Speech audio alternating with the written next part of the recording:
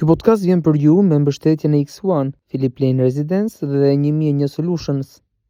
Përshëndetje, në podcast jemi në radar. Ditën e sotme do të flasim për zhvillimet politike dhe gjeopolitike. Me ne është bashkuar analisti i njohur zoti Fatmir Merkoçi. Zoti Merkoçi, shumë faleminderit që jeni me ne.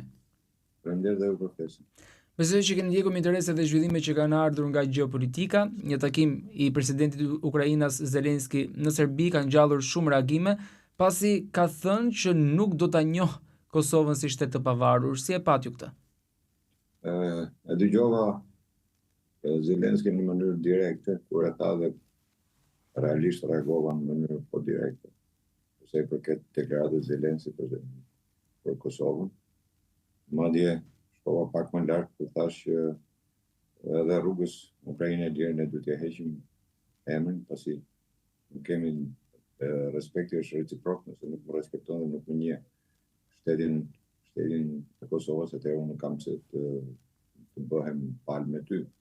Kjo është diplomacia në tërësi, sepse nuk mund të ketë diplomaci të njëanshme apo politikë të njëanshme. Zelenski për arsyet e tija vazhdon me idenë e mosnjohjes Kosovës dhe bie ndesh me politikën europiane apo edhe vetë amerikane, të cilët janë vendet të cilët e kanë njohur Kosovën. Është shumë e dhimbshme që të shohim një vend i cili ne e kemi mbështetur si shtet anë i Kosovës, ne e kemi mbështetur, e kemi ndihmuar, kemi bërë gjithçka, domethënë për sa në takon ne si Shqipëri, dhe marrim një përgjigje të tillë, ishte një përgjigje skandaloze. Vazhdon ajo lloj politike e Zelenski, po me sa duket programi i së majtës në tërësi është që mos ta njohë Kosovën. Po ashtu, zoti Merkoçi, ka pasur dhe një zhvillim tjetër sa i takon zhvillimeve gjeopolitike, sepse një deklaratë e zoti Vučić po ashtu ka shkaktuar shumë reagime. Ai ka thënë që do të ndryshoj drejtimin e rrjedhës së lumit Tiber, pra lumit Tiber Lepens, edhe kjo do të krijonte më pas edhe një blokadë, më pak ujë, ndryshime shumë të mëdha në veriun e Kosovës. Ju si e shikoni në këtë aspekt dhe si ka qenë reagimi i Kosovës dhe i Shqipërisë?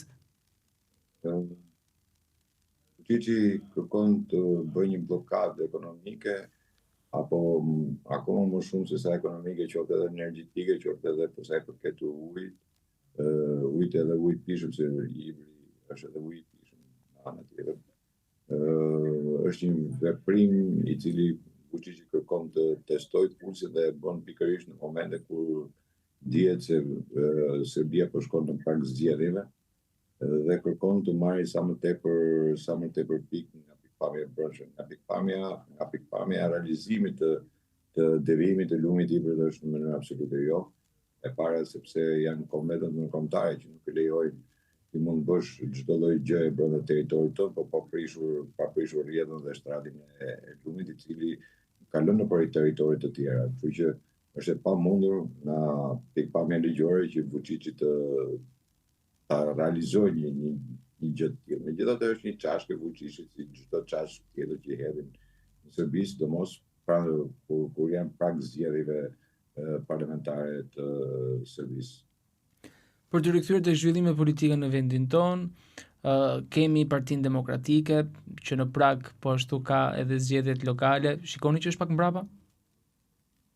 Partia Demokratike nuk është mbrapa. Partia Demokratike është e fokusuar tashmë tek ajo organizimi i vet, tek mënyra se si po trajtohen situatët brenda Partisë Demokratike, të cilat nuk janë në favor të themit të Partisë Demokratike apo të asaj çfarë u krijua brenda Partisë Demokratike, duke pasur parasysh edhe lëvizjet që janë bërë.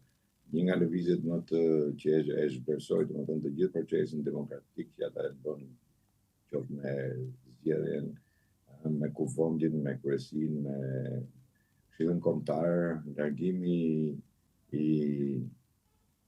një zonje e cila mori postin më të madh u trumpetua që jo la hyjësi është e ardhme, është ylle ngritje, si gjithmonë kështu i bëjnë aty të Partia Demokratike, ylle ngritje. Dhe çuditërisht 1 muaj pas asaj është plotësoj gjithçka duke u larguar nga Partia Demokratike. Është shumë vonë Partia Demokratike për sa i përket zgjedhjeve lokale.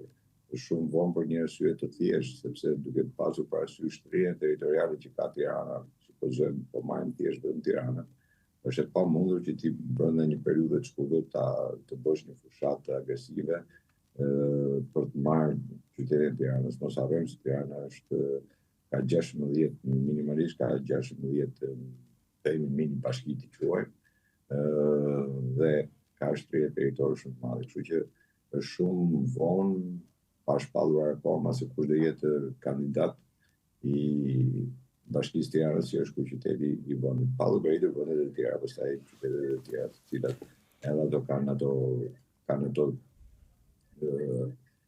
themi vështirësitë e tyre, por gjithsesi tash Partia Demokratike është shumë rapa në këtë pikë. Një e para dhe është e paqartë në ligjin për ndarjen e territorëve. Akoma nuk është fokusuar totalisht tek ligji i ndarjes të territorëve, ajo që Rama kërkon të heqë 15 bashki, në të njëjtën kohë që Partia Demokratike ka bërë një deklaratë që të jenë 110. Domethënë jemi në një fazë shumë delikate, por gjithsesi pavarësisht nga ndarja e territorëve, Partia Demokratike minimalisht për këtë qytetin duhet të kishte dalë me kandidat qysh në këto momente. Mbetemi tek Tirana që thatë pak më herët, Ilir Ali Mehmeti, Jorita Tabaku, a janë këta emër potencial si kandidat mundshëm? Asnjëri nuk është emër potencial. Qoftë Jorita, qoftë Ali Mehmeti nuk kanë potencial. Duhet kuptojmë një gjë. Kam thënë edhe prap përsëri Brexit veçar nuk mundet të sjellë absolutisht asgjë. Nuk mundet sepse nuk kanë të pjekur e para politikisht, pavarësisht se Jorita Tabaku është shmarrë deputetet, domethënë ka qenë kaljo, por nga pikpamja politike nuk ka prodhuar absolutisht asnjëherë. Nuk kam parë asnjë kauzë apo asnjë vizion apo alternativë të Jorita Tabakut për zgjidhjen e problemeve të ndryshme. Më vjen keq se Jorita Tabaku është edhe ekonomiste në profesion. Nuk e kam dëgjuar një herë të vetme që Jorita Tabaku supozojmë të krijojë çështjen e minimumit etik, gjë që është një nga hallkat e zinxhirit të ekonomisë dhe zhvillimit të një vendi. E kanë marrë si lehtë, por do të jetë pengesa më e madhe qoftë edhe për atë çfarë Shqipëria pretendon për Bashkimin Evropian.